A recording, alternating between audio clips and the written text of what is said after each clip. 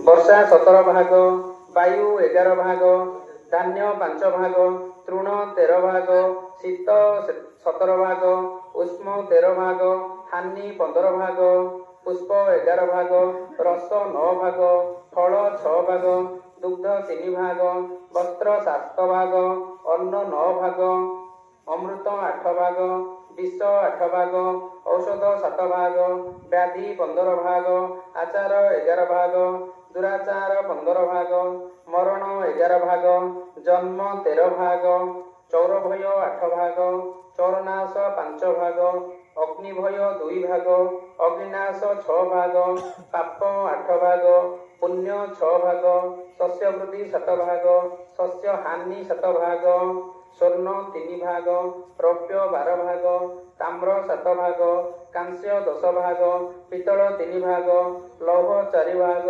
ହିଙ୍ଗୁଳ 4 ଭାଗ, କର୍ପର 5 ଭାଗ, କର୍ପୂର 3 ଭାଗ, ଅର୍ପୁର 5 ଭାଗ, କସ୍ତୁରୀ 2 ଭାଗ, କୁଙ୍କୁମ 4 ଭାଗ, ଚନ୍ଦନ 7 ଭାଗ, ଅଳସ୍ୟ 7 ଭାଗ, ଉଦ୍ୟମ 7 ଭାଗ, ଶାନ୍ତି 17 ଭାଗ, କ୍ରୋଧ 15 ଭାଗ,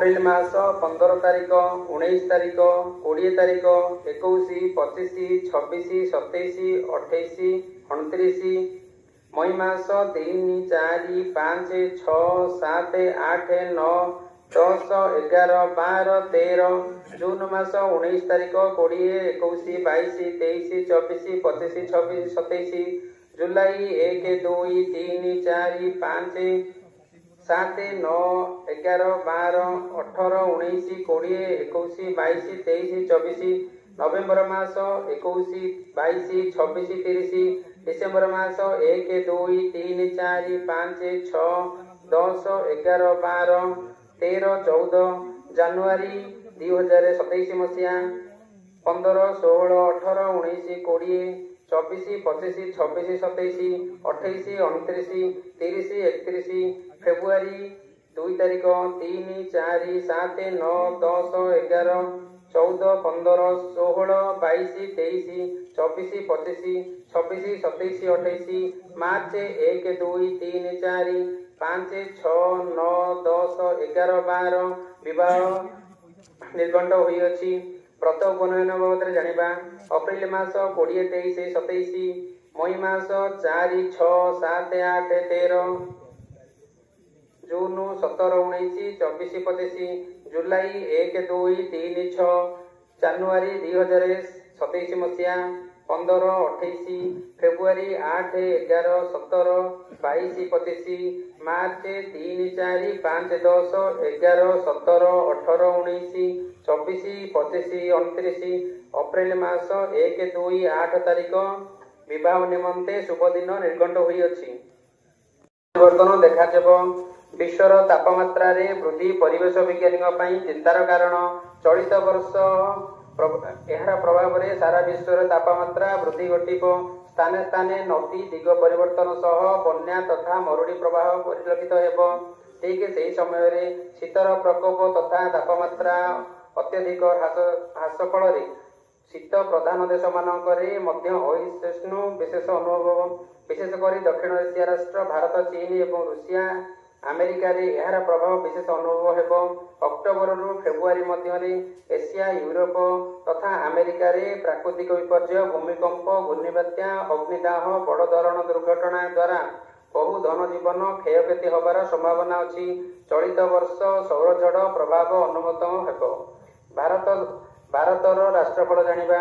ଚଳିତ ସନ 2026 ମସିହା ଦେଶବାସୀ ସୁଖୀ ହେବେ। ଶସ୍ୟ ତଥା ଫସଲ ଉତ୍ପାଦନ ଉତ୍ତମ ହେବ।